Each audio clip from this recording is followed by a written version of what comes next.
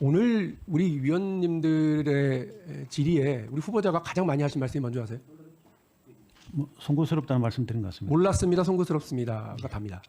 혹시 33년 재판을 하시면서 재판정에 선 사람이 몰랐습니다라고 얘기하면 있던 죄도 없게 판결해 주셨습니까? 그런 적 없습니다. 그런 적 없으시죠? 예.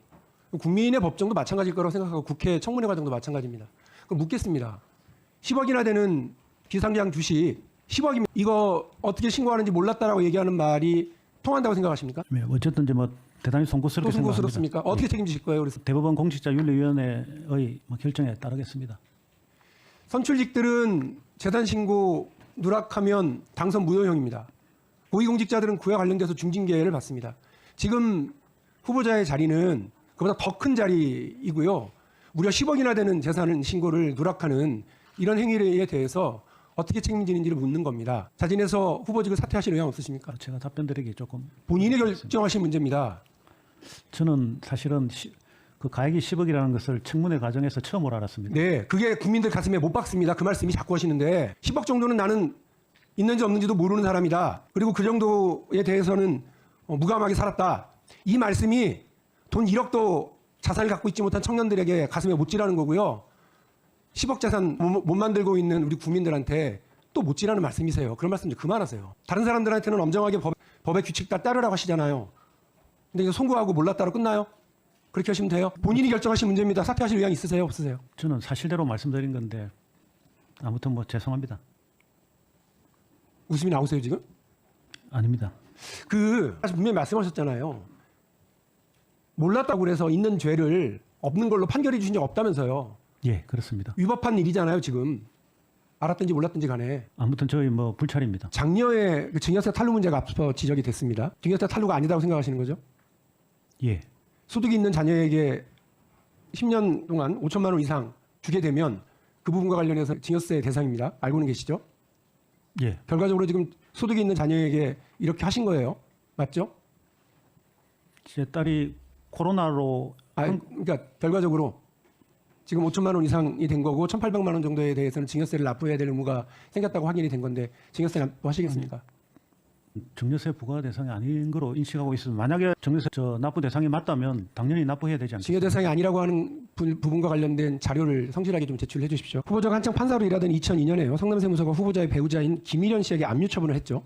후보자는 지금 정확하게 어떤 기분인지 기억이 안 난다, 모른다 또 이렇게 얘기를 하시고 계시지만 공문서에 보면 징세라고 하는 분류 제목이 있습니다. 압류의 이유가 세금 체납입니다. 공직자이던 시기에 후보자가 일가의 납세 의무가 제대로 이루어지지 않았는데 어떻게 생각하십니까? 저는 아직까지 그 부분에 대해서는 사실관계를 좀 더 확인해 봐야 될 것 같습니다. 저기 지금 징세라고 되어 있는데도 그렇다 말씀이신가요? 아니, 저 부분은 사실은 시간도 오래되어 가지고 아마 정확한 자료 제출하시고요. 어떤 이유 때문에 이런 세금과 관련해서 자기 의무를 다 못하셨는지도 정확하게 해명해 주십시오. 후보자 일가 10억의 지분을 가지고 있는 주식회사 옥산, 주식회사 대성자동차 학원 두 가족회사에 총 10억 이상의 비상장주식 가지고 있습니다. 두 개의 가족회사가 일부 언론 취재에 따르면 같은 회사인데 세금 문제 등 운영에 유리하다라는 이유로 법인 쪼개기를 한 것 같습니다. 후보자께서는 서면진의 답변을 통해서 두 회사가 별개 회사다 이렇게 알고 있다고 답변하신 거죠? 예, 그렇습니다. 이 회사가요, 실제 부산에서 나눠주고 있는 홍보물, 인쇄물입니다. 이미 대표회사가 같고 사내이사가 모두 같고요. 모두 그 처가 쪽 가족회사인 옥산, 남양산, 대성자동차가 자매학원이다라고 하는 표현으로 모집을 하고 있습니다.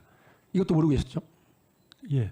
이걸 통해서 세금 회피, 노동법 위반 등의 편법, 불법 의혹이 있는 것이라면 이렇게 해서 돈을 벌어들인 회사로부터 배당을 받은 후보자와 후보자 일가는 어떤 책임을 지셔야 되겠습니까? 저는 불법적인 처남이 운영하는 회사이기 때문에 저는 그 내용에 대해서는 전혀 모르고 있습니다. 몰랐다. 부산 북구의 만덕동체 산 160번지 토지 국세 심판 관련해서요. 후보자 배우자와 처남이 주식회사 옥산의 양산시 상국면 토지에 근저당을 설정했습니다. 근데 후보자의 지금 재산이 72억이고요. 당시에도 수십억 원 됐을 테고 처가 쪽 재산은 더 많았을 겁니다. 그런데 배우자인 후보자의 땅이 아니라 2.5% 주주에 불과한 회사가 보유한 토지에 근저당을 설정합니다. 아무리 주식회사 옥산이 폐쇄적인 가족회사라고 하더라도 그것에 근무하는 종사자들의 이익이나 회사법인의 이익에 어긋나는 행위는 가족회사를 사실상 처가의 사금고로 활용한 행태이고 배임의 소지마저 있다고 생각합니다. 아시겠지만 1인 회사의 횡령 배임죄가 성립합니다. 이 행위에 대해서 어떻게 생각하십니까? 저는 처남이 하는 회사 운영에 대해서 전혀 아는 바가 없기 때문에 초안 문제가 아니고요.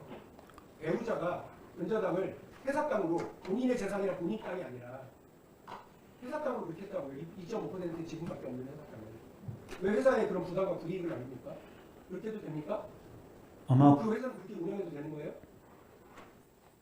아마 관련자들이 제처와 제처남 두 분이 같이 있었기 때문에 뭐 결과적으로 저래 된 모양인데 저는 저 부분에 대해서도 사실은 알지 못합니다. 배우자가 이런 개인 행위와 관련된 소지가 있는데도 불구하고 그와 관련해서도 지금 아무런 책임을 내는 거 없다.